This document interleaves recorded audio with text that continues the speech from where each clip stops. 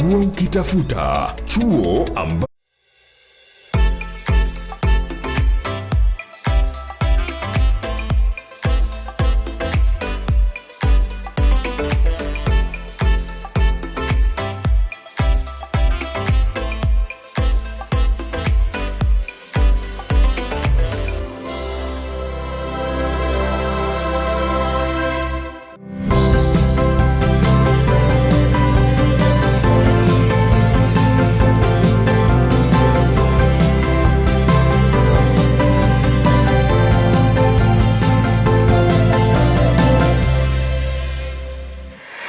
A very good morning wherever you are watching us in Lizzy TV Africa. Of course, we are live on our social media platforms, that is Facebook and YouTube. We are coming to you this Monday. Of course, it is 2nd of March 2026. We say happy new month, and of course, we are expecting this March to be a month of great inspiration and of course great go-getters. And as we still move on this morning, there's a lot we have in store for you, informing you on what has been going on, more so the newspaper review and what has been happening, what has been said since Saturday when the Member of Parliament Johana Ngeno got an accident, that is the chopper accident that happened in Nandi County. And of course him and other 5 members who were on board on that chopper, of course they died. And of course yesterday their bodies were ferried to Nairobi, that is leaving home for further identification, because they were badly injured, and of course they were unable to be recognized. And of course those who are involved in making it to know exactly who is who, they are ongoing to ensure that they have to confirm who is who. And of course we saw a communication done by the spokesperson of the State House that today is from 10 a.m. He will be having a presser, and that is Mheshimiwa Mwaura who will be having a presser. And of course we're expecting and waiting to see to hear what he is going to speak all about.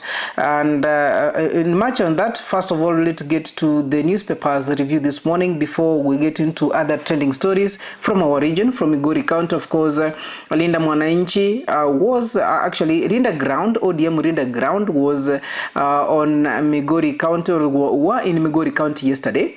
And there is a lot that has been spoken, or they have been said from that area. And of course we've been informing you on what has been happening.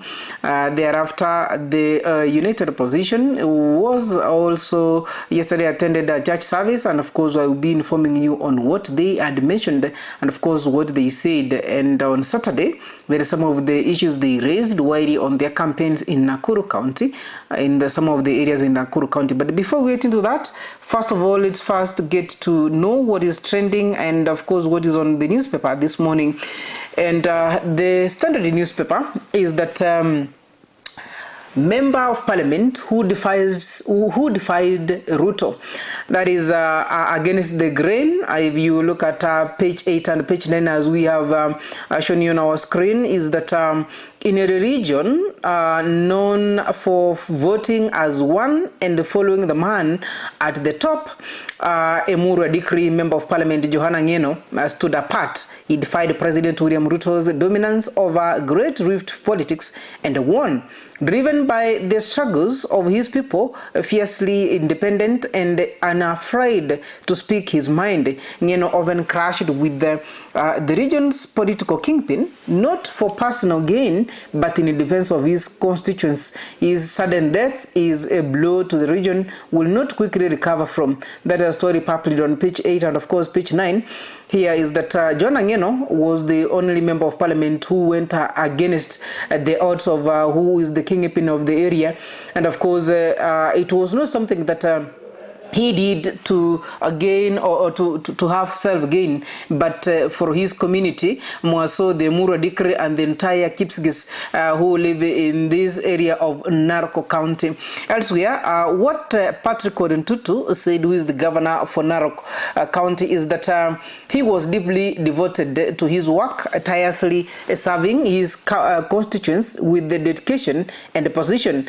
And of course, we have Moses Wetangula, who is the national speaker, Assembly Speaker, saying that a fierce leader who strongly defeated or defended the peoples or the people he represented, whose commitment to development and service was exemplary. That is Moses Masika Wetangula, who is the National Assembly Speaker. And that's a story published on page 8 and of course page 9. If you want to know more about this man, that is a member of Emurua Dikri, that is a member of parliament, Johanna Ngeno Ngong.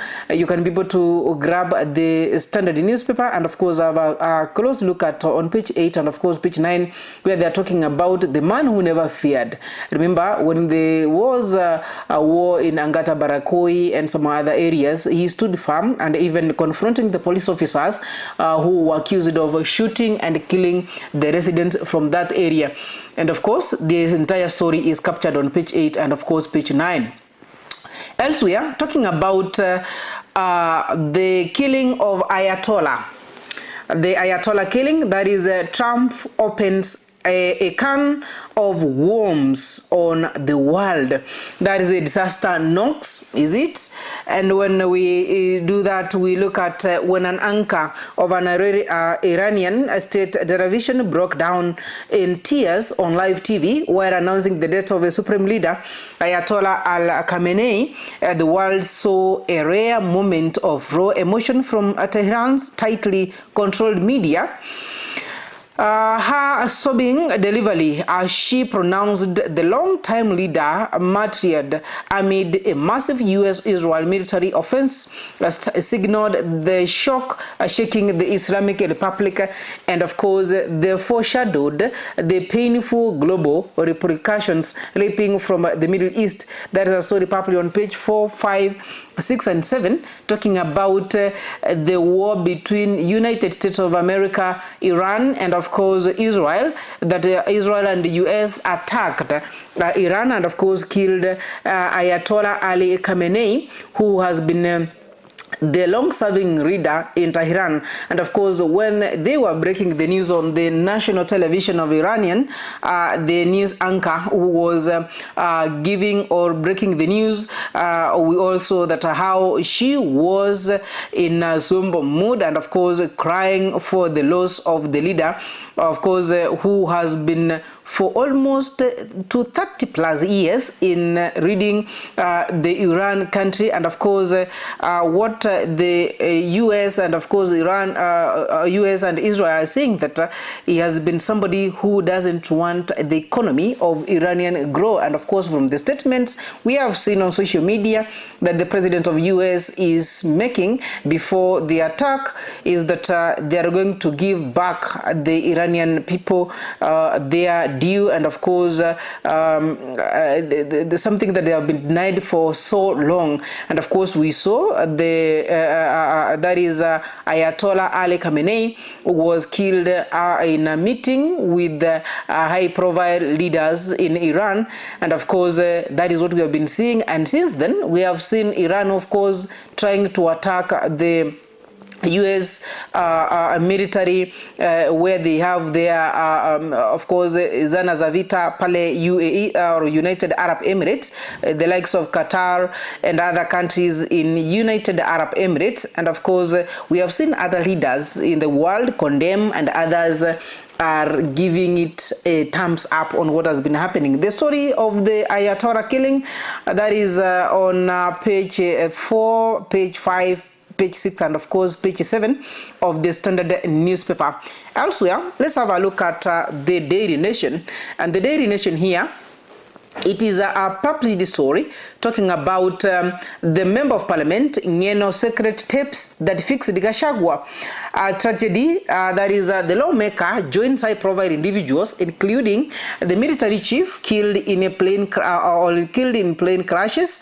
Talking about they said secret tapes that fixed Gachagua and Member of Parliament Johana Ngeno, the Emurua Dikirr Member of Parliament. Of course, here what we are seeing on our screen is that the Member of Parliament Johana Ngeno, and of course where they say that he had a conversation and secretly recorded the former Deputy President, that is Rigathi Gachagua, and which led him to be fixed out. And from what we are seeing on this newspaper is that Emurua Dikirr Member of Parliament Johana Ngeno is among 6 people killed in a helicopter crash on Saturday at Chepkiep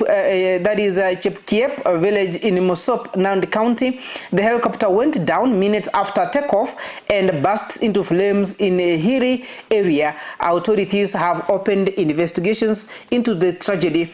And if we look across on this story has been published on page 2, 3, 4, and 5, and here they say that the die was cast for the Deputy President Rigathi Gachagua after leaked conversations in 2024 with Johana Ngeno, that is the preliminary investigation into crash that killed Emurua Dikirr Member of Parliament. A show helicopter was flying in a low altitude, and of course the opposition leader demand an independent probe into the lawmaker's death in crash, and of course how a 5-minute delay saved the county official from boarding ill-fated chopper.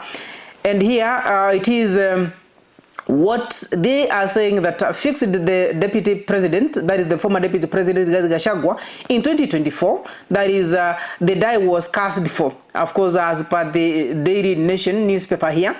And the preliminary investigation, they are saying that the Emurua Dikirr, or the member, the preliminary investigation into the crash that killed Emurua Dikirr Member of Parliament shows the helicopter was flying in a low altitude, and of course there was bad weather. And elsewhere, the opposition leader are demanding that an independent probe to be done into the lawmaker's death in crash, and how a 5-minute delay saved the county official from boarding the ill-fated chopper. Remember here, there was other men who were supposed to be joining the Emurua Dikirr Member of Parliament in that chopper as they were flying to another meeting in Eldoret. And actually, there is a man who just who was late in 5 minutes time. And when we have heard from what he has said is that he had left and of course called the Member of Parliament, he didn't pick, and when he arrived, of course taking a motorbike, the motorbike got a puncture and it delayed actually him arriving at the area or where they were supposed to take off. He realized that the chopper had already taken off, and that is how he survived. Another person is that saying to be surviving from that accident or the crash is that they were many, and of course already 6 boarded, and there were no enough space for him, so he was guided to take a matatu to get to the area, and then a few minutes later the helicopter crashed. And that is a story published on page 2, 3, 4, and of course page 5. On top of this newspaper is that Iran, the end of an era. The government has asked the Kenyans in the Middle East to be vigilant and contact the Kenyan embassies if in distress amid the escalation of the joint US-Israel airstrike on Iran, which have killed an Iranian supreme leader, Ayatollah Ali Hussein that is Khamenei. That is a story published on page 6 of the daily newspaper. You can grab your newspaper and of course know more about these stories that have been published here. More so the crash that took the life of the Member of Parliament of Emurua Dikirr, Johana Ngeno, and 5 others, and of course you can be able to have more about it elsewhere. Let's look at the other newspapers here. That is the Star newspaper, and the Star newspaper is talking about why Kenyan wives bypass husbands reward their kin. It is in contrast, men choose their wives as beneficiaries in case of death. And that is a story published on page 4 and of course page 5. And here they say that why Kenyans' wives bypass husbands reward their kin. and here that when men, of course Kenyan men choose their wives as beneficiaries when it comes to the case of death, but their wives chooses their own kins from either their family, and of course here they don't see the reason to why they should be able to choose a kin from the men's side, and that is a story published on page 4 and of course page 5. And still on the Star newspaper, it is news about the copter crash, the life and times of Member of Parliament Johana Ngeno. From the photos that we can be able to see on the Star newspaper here is that when the bodies were being airlifted from that is in Nandi, a sub-county, to they were taken by road to the Eldoret, that is Eldoret, to be taken there to Nairobi, and of course we have seen there people gathering there, and of course the heartbroken, the bodies of the 6 people, including the Emurua Dikirr Member of Parliament Johana Ngeno, who died in a plane crash, arrived at Lee Funeral Home, Nairobi yesterday, and of course we can be able to see how was the mood there when they were receiving the bodies at the Lee Funeral Home. Other stories published on the Star newspaper is that Alam as illicit cigarette now take up to 47% of the market share. That's a story published on page 7. And elsewhere is that Oburu trashes ODM UDA split, talk as broad-based park marks a 1 year. And of course that is a story published on page 11 of the Star newspaper. Elsewhere, on top of this newspaper is that is the obituary Aziyama Dosa, the transport pioneer who redefined public bus travel in Kenya, talking about the Easy Coach, the Easy Coach, of course, a pioneer. Azimia Doza, who died last week. That's a story published on page 6, talking about his legacy and what he managed to do in the country, more so changing the transport sector in the country. And then we have an opinion that is talking about the development on page 17. The private partnership plays significant role in bridging infrastructure gap. That is a story published on page 17 on the Star newspaper. And of course, the story that has been given more oomph in this newspaper, the Star, is talking about why Kenyan wives bypass husbands, reward their kin. That's a story published on page 4 and of course page 5, and talking about the death of the copter crash. That's the life and times of Member of Parliament Johana Ngeno. And let's look at the People's Daily. And of course, the People's Daily still talking about the final curtains for fearless defender, the late Member of Parliament Ngeno's war on land injustices. That is a story published on page 5, talking about the fighting of his community and fighting about the land injustices. That is what the Member of Parliament of Emurua Dikirr Johana Ngeno was for, and he has been fighting for his own community to ensure that they have been given, or they have been served justice to more so when it comes to issues of land in the country. And that is a story published on page 5 of the People's Daily, and of course is crushed aspirations here and there. Talking about other stories on this the People's Daily newspaper is on page 10, talking about does Law Society of Kenya President-elect Kanjama have the stomach to reform a broken bar? That is a question asked, and of course the story published on page 10. Of course, the newly elected the president-elect, that is the Law Society of Kenya President-elect Kanjama, have the stomach to reform a broken bar.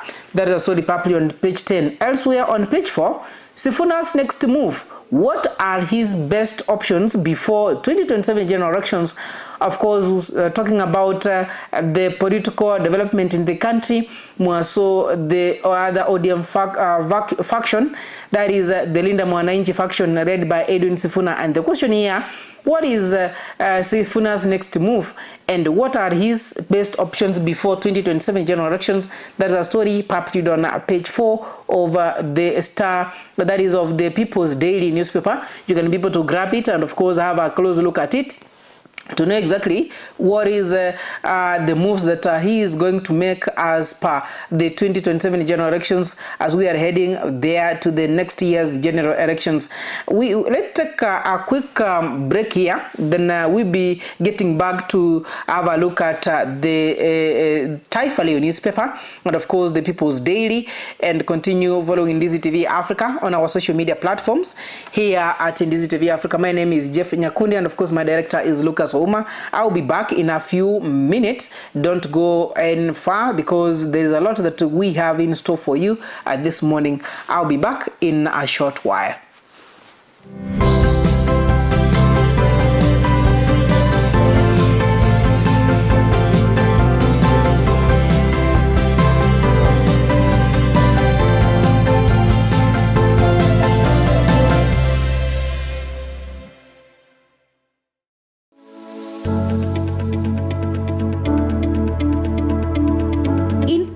Each one of us, there is a dream. The challenge is how to achieve it. This journey will take inspiration, constant motivation, proper supervision, and strong connections.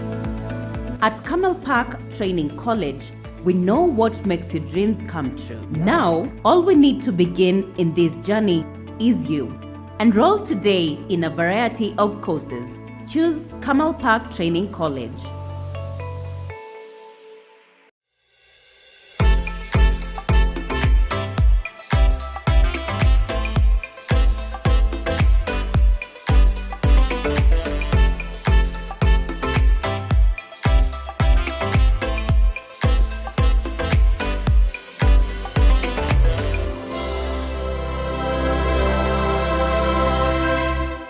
Je, wewe ni mmiliki wa aina ya gari aina ya Alto, Probox, Harrier, V8 na Lexus?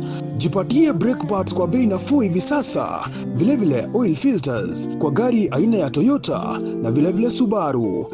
Ili upokee popote ulipo, piga simu kupitia nambari 0739318606.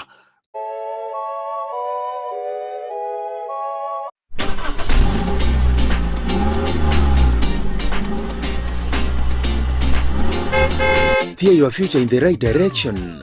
Safe driving starts here. Camel Park Driving School, now ready to quench your driving thirst. We offer NTSA certified driving lessons for upgrading, beginners, and refreshers. Our team of qualified instructors deliver content for the following classes: A1, A2, B1, B2, C, C1 and C2, D1 and the rest. We train learners with modern vehicles which fit the evolving digital world. Why choose Camel Park Driving School? We are situated within a serene environment which offers a humble space of study. Our classes are fitted with advanced materials which supports learning. Other benefits are flexible class schedule, pocket-friendly fees, proper theory and practical guide, annual operation and additional computer packages training. Spend less, learn more, drive forever. Apply now. For more information, call us on or SMS us on 0755 386 594 or 0753 915 354. Or you can email us on camelcollege@gmail.com, or also you can visit our offices at Kiogoro, which is 5 kilometers from Kisii town along Kisii-Kirigosi Road. Camel Park Driving School, shaping dreams on the wheels.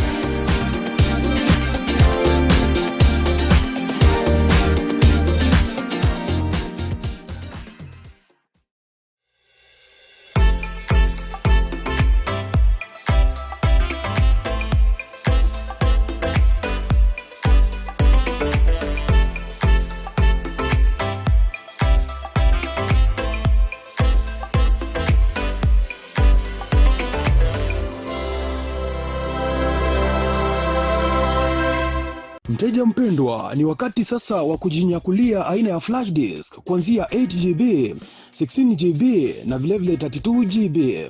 Vilevile earphones, wireless headsets, unajipatia wireless microphones tofauti kwa bei nafuu. Yale ambayo unafaa kuyafanya hivi sasa ni kwamba unapiga simu kupitia nambari 0739318606. Yote unayapata kwa bei nafuu popote ulipo.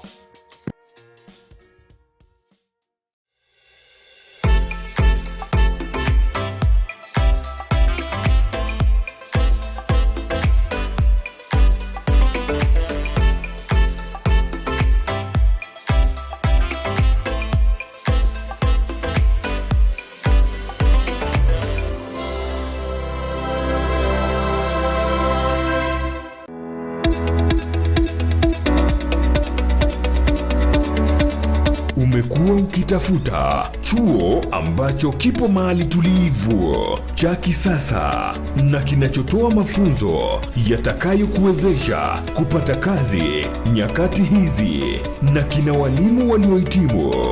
BAS Camel Park Training College ndicho chuo hicho.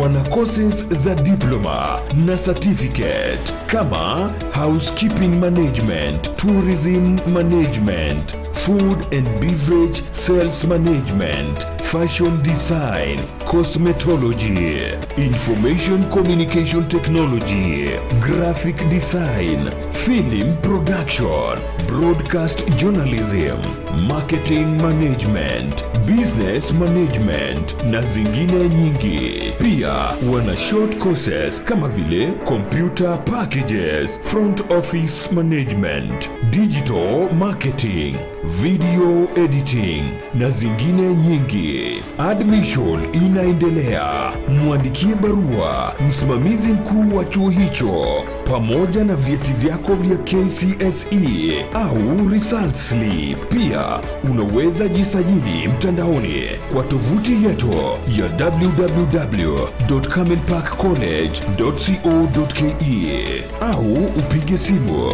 kwa 0755386594 au 0753915354. Tupo katika barabara ya Kisii Kilgoris. Camel Park Training College, empowering excellence, inspiring innovation.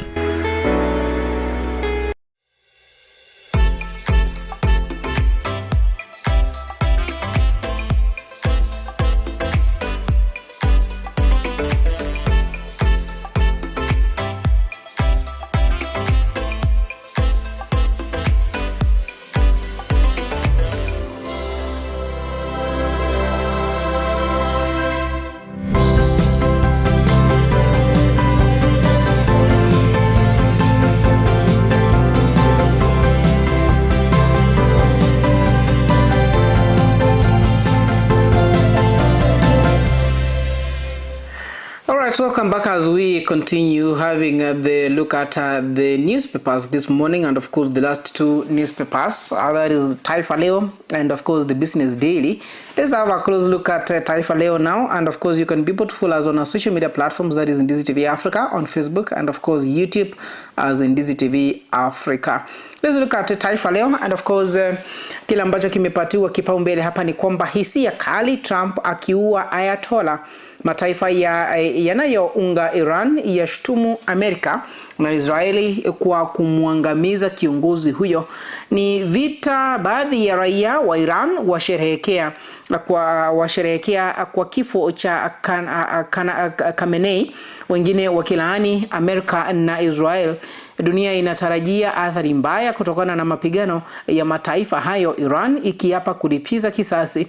Kenya yawapa raia wake wanaoishi Mashariki ya Kati tahadhari. Taarifa ambazo zimechapishwa katika ukurasa wa 2 na ukurasa wa 8 pale kusema kwamba mwanaume aliyevaa jaketi yenye picha ya Ayatollah Al-Khamenei alihudhuria maandamano dhidi ya Israel na Amerika jijini Sanaa, Yemen jana, akiwa kwamba raia wa mataifa kadhaa kuna vile Yemen na Pakistan wameandamana baada ya kupata habari za kuuawa kwa kiongozi wa kidini wa Iran, ikiwa kwamba ni baadhi ya mataifa ambayo yanaendelea kukashifu mauaji ya kiongozi huyu wa Iran ambaye anajulikana kama Ayatollah Ali Khamenei. Na kwingineko, baadhi ya taarifa zingine ambazo zimechapishwa ni kuhusiana na kifo cha mbunge wa Emuru Wadikiri ambaye aliaga katika ajali ya ndege hiyo siku ya Jumamosi jioni, wakisema kwamba saa za mwisho za Johana Ngeno kabla ya ajali, pale akisema kwamba ni taarifa ambayo imechapishwa naye Vitaris Kimutai kusema kwamba familia zinaendelea kumimina, ama baadhi ya viongozi wanaendelea kumiminika katika kutokana na kifo cha mbunge wa Emuru Wadikiri Johana Ngeno, Johana Ngeno maarufu kama Ngong, aliyeaga dunia Jumamosi kwenye ajali ya helikopta. Bwana Ngeno amerejelewa kama kiongozi jasiri, mpenda watu, mtetezi wa haki na mwanasiasa ambaye alihakikisha hana haki na usawa kwa watu wake.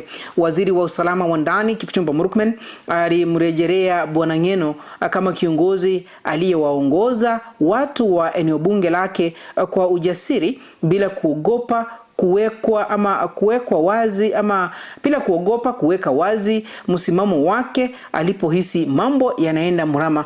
Taarifa ambazo zimechapishwa katika ukurasa wa 2. Na ukurasa wa 5 ni kwamba maswali, Joho akimkumbatia Shabari si Nasri.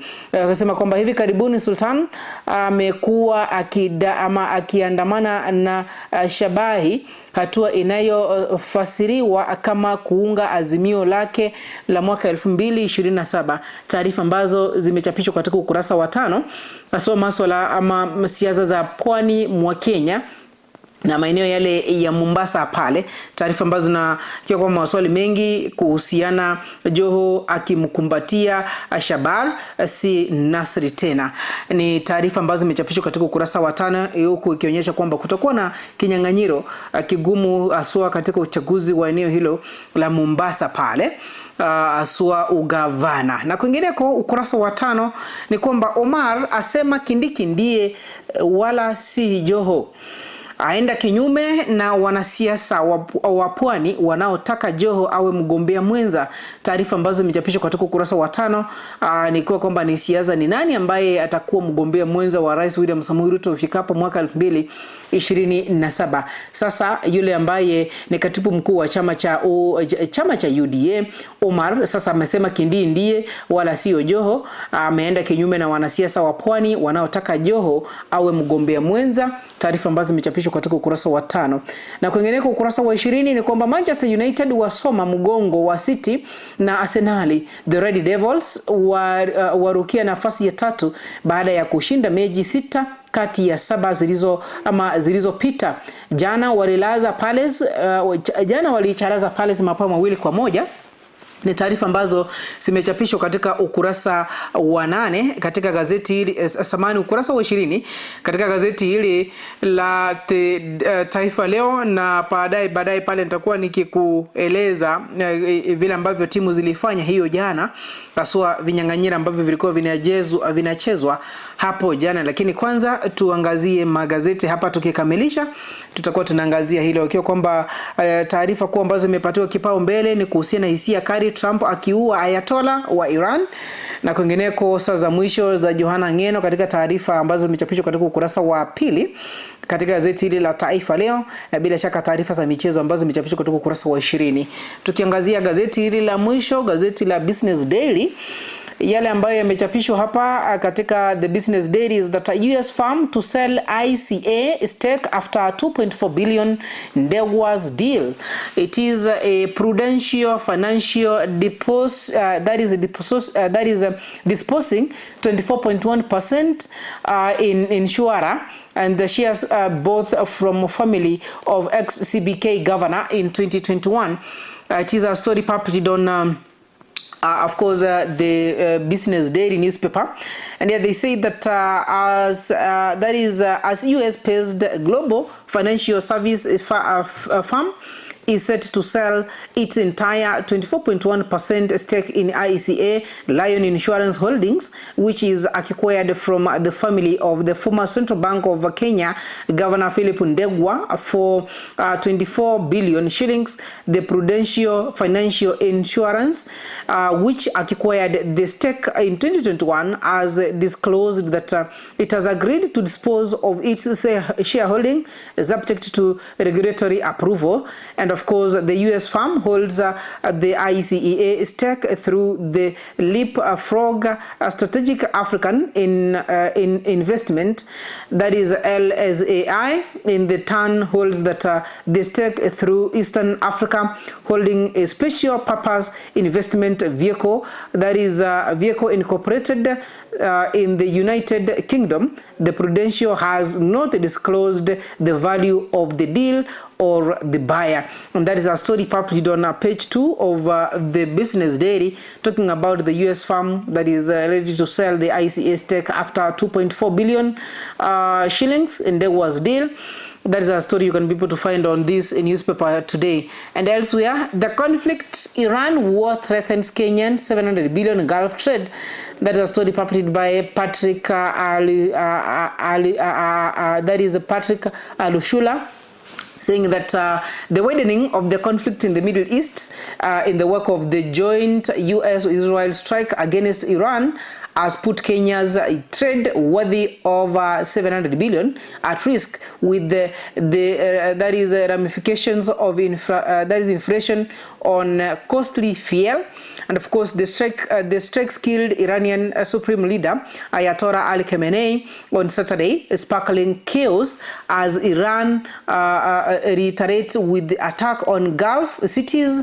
Airlines halted flights, and of course, the tankers carrying oil and other products suspended transit through the key Strait of Hormuz. And of course, the surge in insurance cost, a spike in cargo fleet, that is charges, and costly energy looks set to trigger inflammatory pressures on the households struggling with the diminished disposal of incomes. That is a story published on this newspaper, talking about the Iran war threatens Kenyans 700 billion shillings, that is Gulf trade. And it's a story that you're going to be able to look at, and of course what has been happening after the killing of the highest ranking leader of Iran, that is Ayatollah. On the ticker side, there are other published story here talking about the global bank flags death drought as risks to protected growth. Rising public debt surveillance, that is servicing costs, and unpredictable weather have emerged as the biggest threat to projected growth in Kenya's economy. That is a story published on page 4. Elsewhere, why BAT is paying pamper dividends to its shareholders. The cigarette manufacturer PAT Kenya has no immediate plans to undertake major capital investments after shutting down its nicotine pouch machinery, a move that has freed up cash and of course enabled it to pay pamper dividends to shareholders. A story published on page 6. Elsewhere, Safaricom takes another hit as CA cuts interconnection fees. Safaricom faces a significant drop in its interconnection revenue after telecoms sector regulator moved to steadily cut what operators charge each other to enable cross-network, voice service by a cumulative 26.8% in 4 years. There's a story published on page 7. On the top of this newspaper, talking about the person in the news, that is Ashok Shah. There's a story published on page 3, and of course on page 9, that is the intelligence. Never ever underestimate the role of a hitherto invisible employee in an ecosystem. They can bring down an entire interconnected economic zone. That is a story published on page 9. And of course, looking at the exchange rate or the market data, the exchange rate still remains 129.02. That is on Thursday and Friday last week. And of course, we are waiting. Tomorrow we'll be seeing Friday and today. And of course, as we move on, and of course, that is the US versus the USD, the US dollar, and Kenyan shillings. Still the exchange rate, it has 129.02, and of course with an exchange rate of 0.00%. So those are some of the stories published on the local daily newspapers. And of course, to have a close overview, that is from the Standard newspaper, talking about the member of parliament who defied Ruto. And of course, the killing of Ayatollah, still captured on the Standard newspaper, that is the Iranian supreme leader. And of course, the Daily Nation, talking about a member of parliament Ngeno secret tapes that fixed Gachagua in 2024. And of course, talking about the preliminary investigation of the crash that happened on that is on Saturday evening. And of course, the opposition leaders demanding that they should be having, or there should be an independent body that should be able to carry out the investigations on what happened to the helicopter that crashed and killed the member of parliament Joanna Ngeno with the other 5 members. And of course, how 5-minute delay saved a life of somebody who was supposed to be boarding the copter or the helicopter with the member of parliament Joanna Ngeno. And of course, they're talking about the Iran or the end of an era. And of course, as the Kenyan government giving a warning to the Middle East vigilant, the Kenyans living in the Middle East vigilant. And of course, in the case of any district, they should be able to contact that is the Kenyan embassies in those countries. And also, the Star was talking about why Kenyan wives bypass husbands, reward their kin. And of course, in contrast, men choose their wives as beneficiaries in case of death. And of course, the People's Daily was talking about the final curtains for fearless defender, that is referring to the late member of parliament Joanna Ngeno on war on land injustices. And Taifa Leo was talking about Isia Kari, Trump akiua Ayatollah, that is the Iranian supreme leader Ayatollah Ali Khamenei, who was killed on Saturday after the US and Israel in a joint attack of the Iranian a joint attack to Iran. And those are some of the stories published. We are taking a quick break. When we get back, we'll be looking at some of the trending stories before we crown it up. Don't go too far. I'll be back in a few minutes. As also we'll be talking about or we'll be having a look at the sports and what happened over the weekend, who won what, and how did it go during the games that were played on Saturday, and as well as yesterday is Sunday.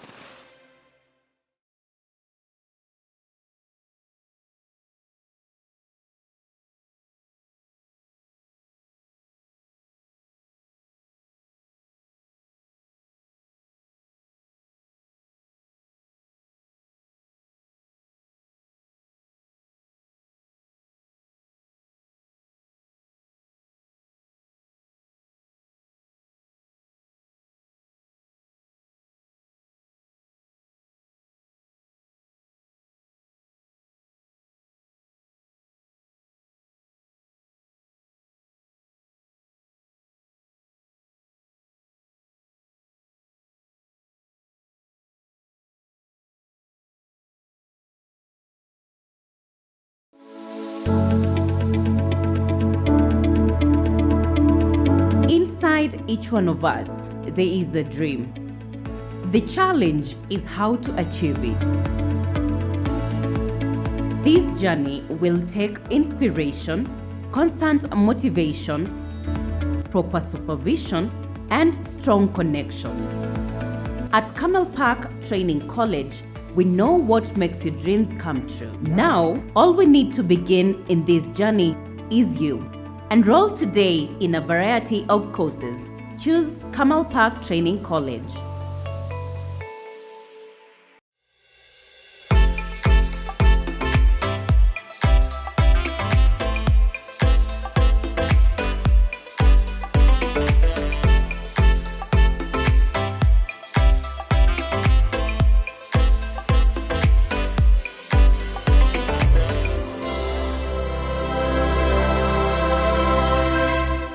Je, wewe ni mmiliki wa aina ya gari aina ya Alto, Probox, Harrier, V8 na Lexus?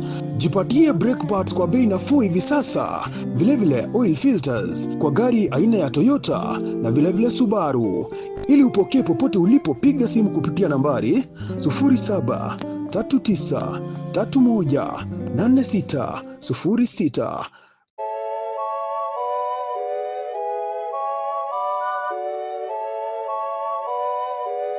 Black Market Records.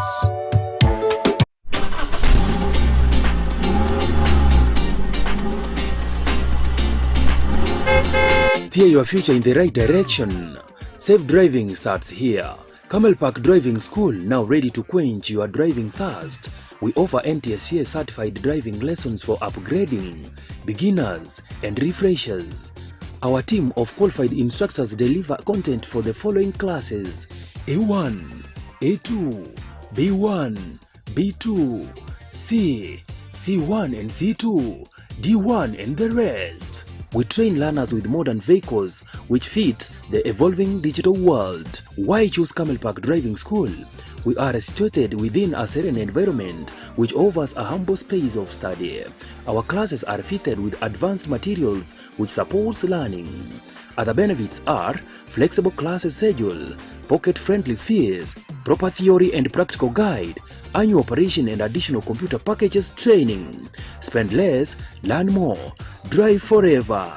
Apply now. For more information, call us on or SMS us on 0755 386 594 or 0753 915 354. Or you can email us on camelcollege@gmail.com, or also you can visit our offices at Kiogoro, which is 5 kilometers from Kisii town along Kisii-Kilgoris Road. Camel Park Driving School, shaping dreams on the wheels.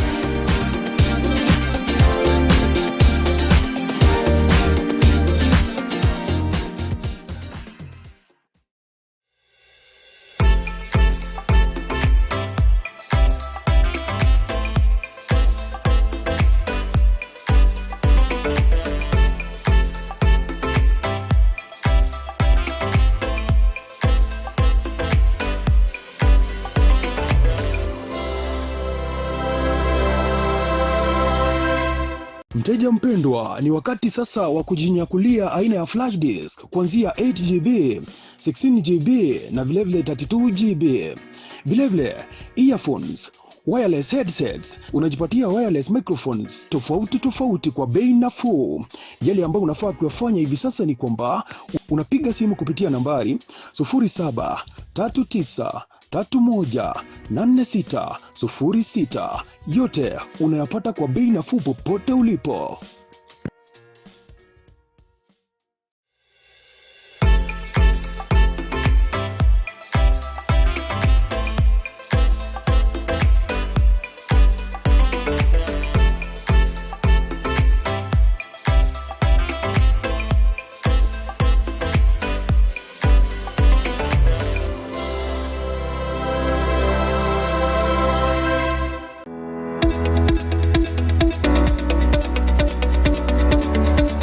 Umekuwa ukitafuta chuo ambacho kipo mahali tulivu, cha kisasa na kinachotoa mafunzo yatakayokuwezesha kupata kazi nyakati hizi, na kina walimu waliohitimu.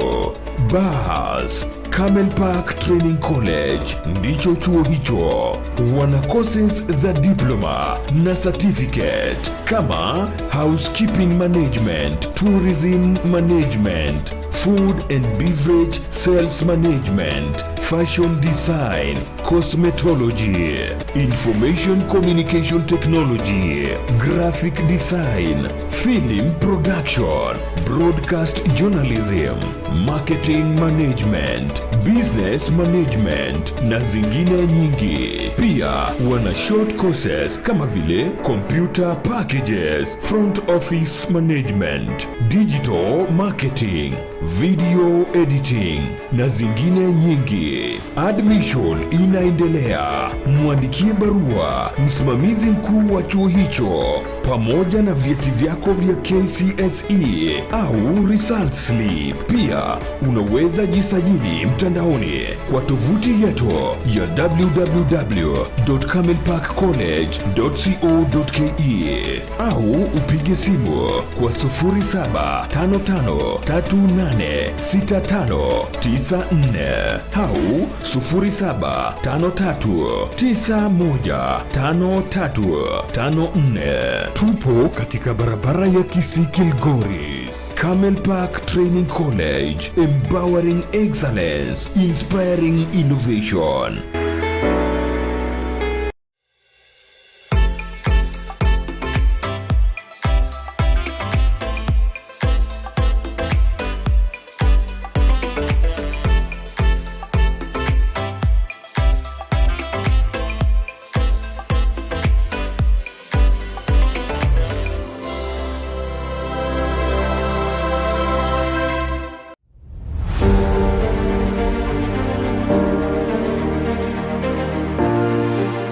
Naam, ni wakati wa kusikiza sauti inayobeba maono, busara na hali halisi ya kisiasa humu nchini. Karibu katika kipindi Sauti ya Uongozi. Hapa tutakuwa tunazungumza na viongozi kujieleza katika hali halisi ya yale ambayo waliahidi kuyafanya, na bila shaka kukupa wewe mtazamaji nafasi ya kuzungumza kama mwananchi wa kawaida kwa yale ambayo waliahidi kuyafanya katika maendeleo humu nchini. But after making the payment, they delete it. Now, what kind of accounting is that?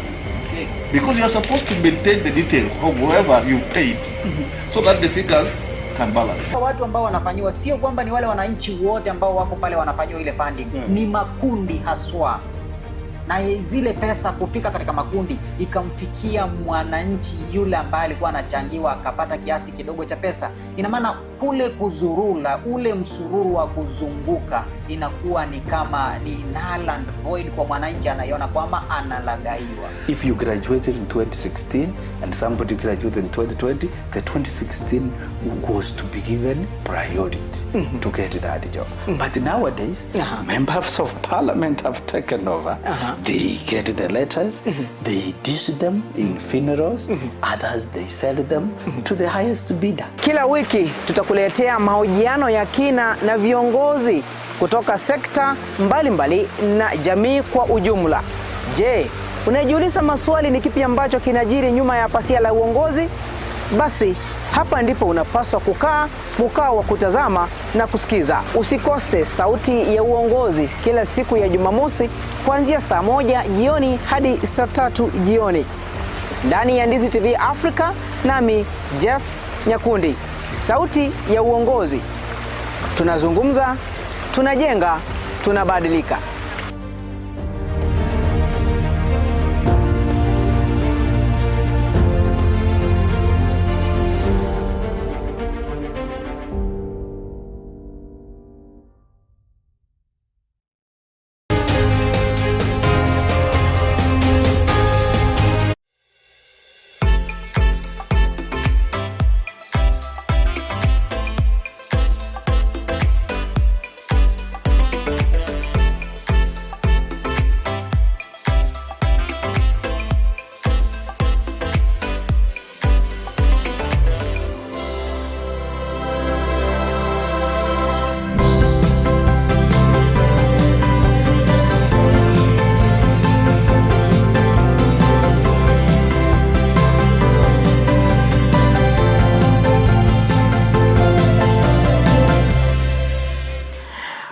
welcome back as we have a look at the trending stories before we crown or we wrap it up here at Ndizi TV Africa and of course in the morning bus.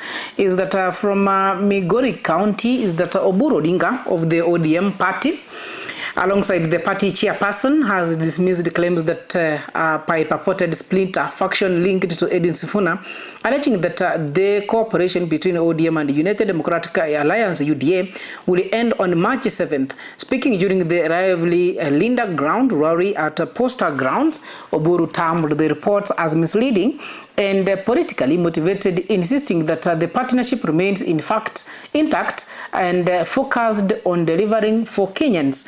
He clarified that March 7th will not mark the breakup, but instead a major milestone as Kenya are set to receive an interim report on the progress of the 10-point agenda agreed upon the two parties. He further added that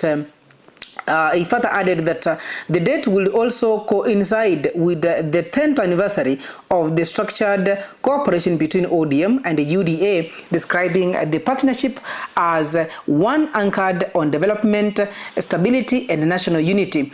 The Homa Bay governor, who doubles as the ODM party chairperson, reaffirmed the party's commitment to implementing the 10-point agenda starting March 7th, and she revealed that over 2 billion shillings has already been set aside to compensate the families affected by the post-violence, that is the post-election violence, signaling what she described as the bold step towards justice, reconciliation, and meaningful action.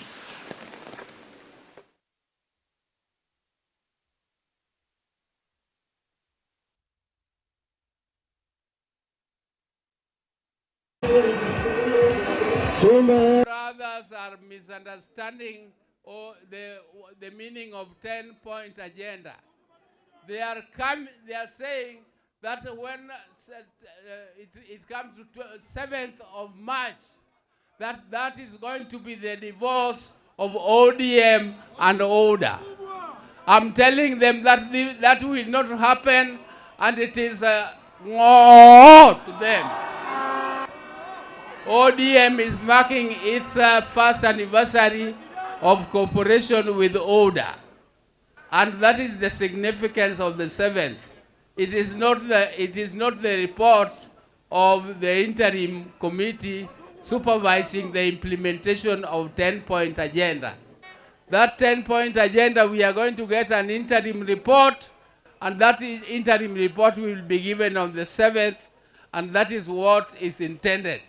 Kwa ile mambo ya 10-point agenda, sisi tumesema ya kwamba lazima yale mambo yatekelezwe, kwa sababu tulikuwa katika hiyo mwendo, na ikifika wiki ijayo tutakuwa tunazungumzia yale mambo ya 10-point agenda. Mambo ya compensation kwa watu wetu ambao walikufa kwa hii mambo ya maandamano, kina Junet wako pale bunge wameamua wakaweka pesa pale 2 billion ianze kufanya compensation kwa families ambazo ziliumia, ikianzia hapa Migori na kila mahali.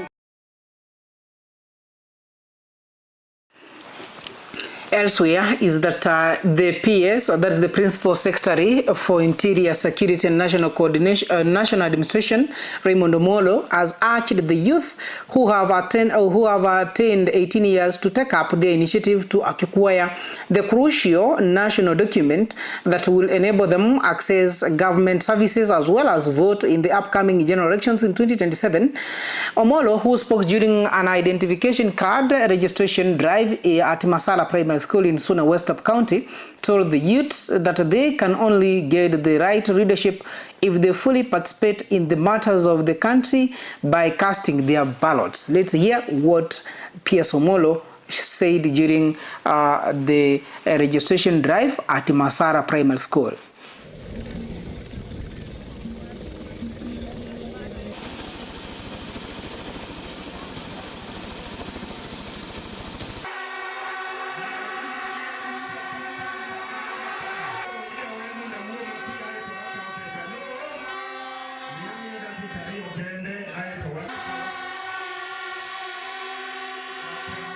His Excellency President and his administration realized that identification for Kenyans is a big problem.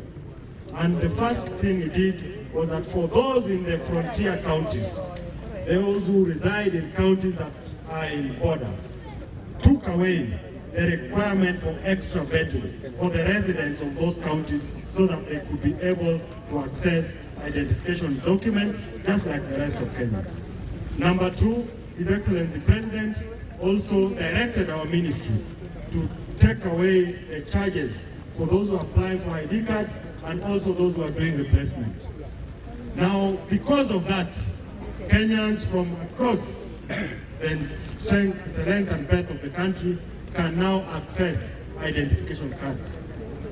And today in Suna West, in Migori County, we have hundreds of Kenyans who are registering for IDs so that we can better plan for them as a government. Beyond this, IDs will allow Kenyans to also acquire voters' cards so that they can decide for the leaders that they want.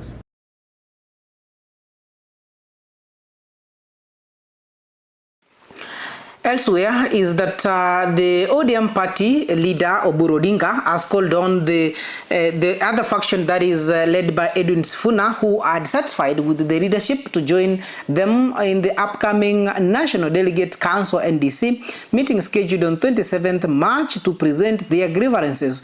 Speaking at Poster Grounds, ODM party leader Oburu Odinga said that the National Delegate Council will provide a platform of leaders to air their concerns and seek amicable solutions within the party structures. The leaders further noted that those opposing the current leadership are only few individuals who cannot hinder the party's progress or its plans, including the joining William Ruto's in his second term bid. They criticized the group for allegedly spearheading demonstrations that have left many families adversely affected.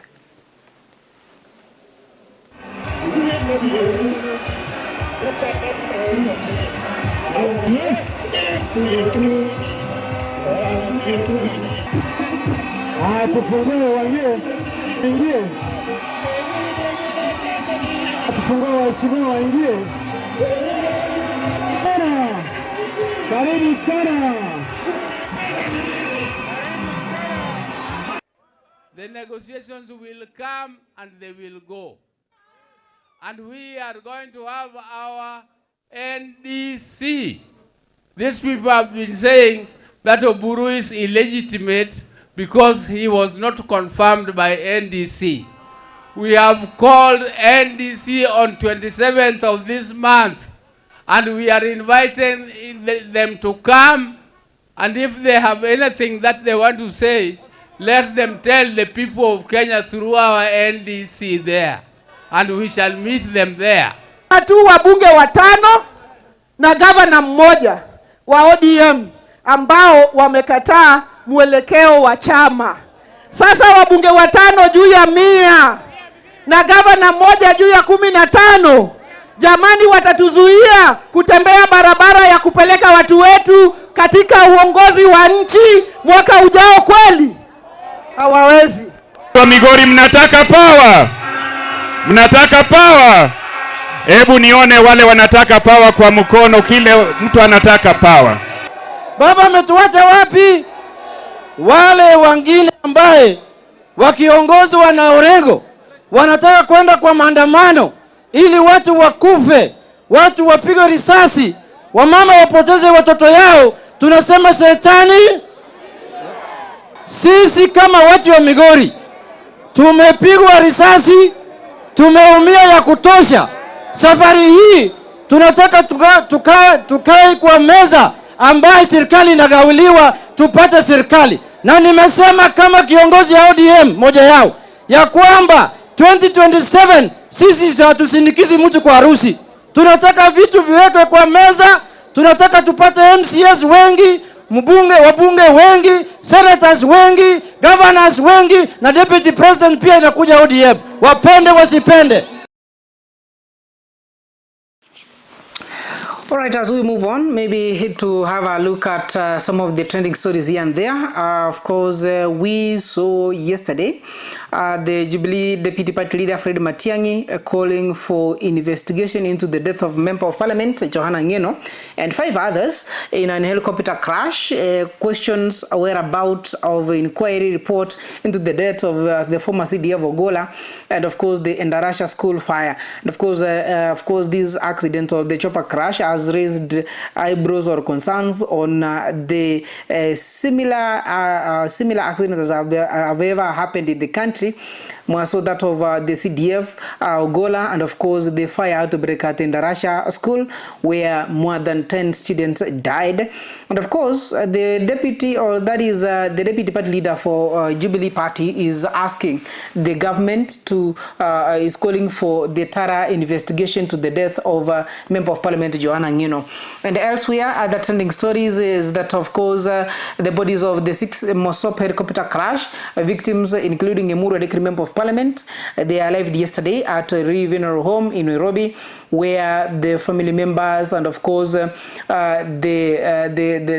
Parliament Member of Parliament were there to receive them, and of course as they the pathologists try to identify the bodies and of course say who the one for the Member of Parliament Johanna Ngeno, and of course the other 5, because that accident hiyo miri iliharibika vibaya sana until that needs the doctors to have a look at them for identification.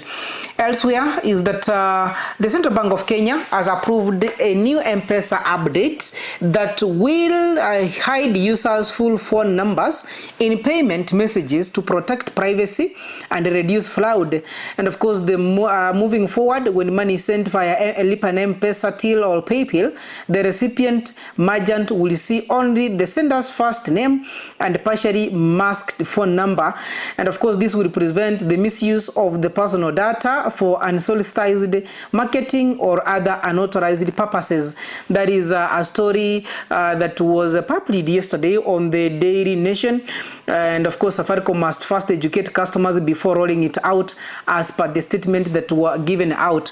And elsewhere, there is a clip that has been rolling on social media since yesterday evening that is showing the Member of Parliament and of course the member of ODM party, that is Junet Mohamed, captured giving instructions to ODM leader Oburu Odinga on what to say in Migori about Mama Ida Odinga, and something that has sparkled concerns, and of course showing maybe that is how Oburu Odinga is being directed, and others saying that they now know, or they have been guessing, and now they have known and they have seen how Oburu Odinga is directed as a TV, of course, with the remote. And of course, one of the comments I saw, one of the followers said that I now understand why Raila Odinga did not leave Oburu in charge when he was going for the AU seat. And of course, other trending stories, of course, the death of Member of Parliament Johanna Ngeno. Many people are talking a lot of things about what happened yesterday, but it is that we wait and see what the investigations will be coming through. And of course, there is a clip that has been trending on social media showing when the helicopter was taking off until the time that it crashed, and showing that it flew at the basement of a little bit down, of course, heading to it crashed on a tree from the clip that we have seen trending on social media.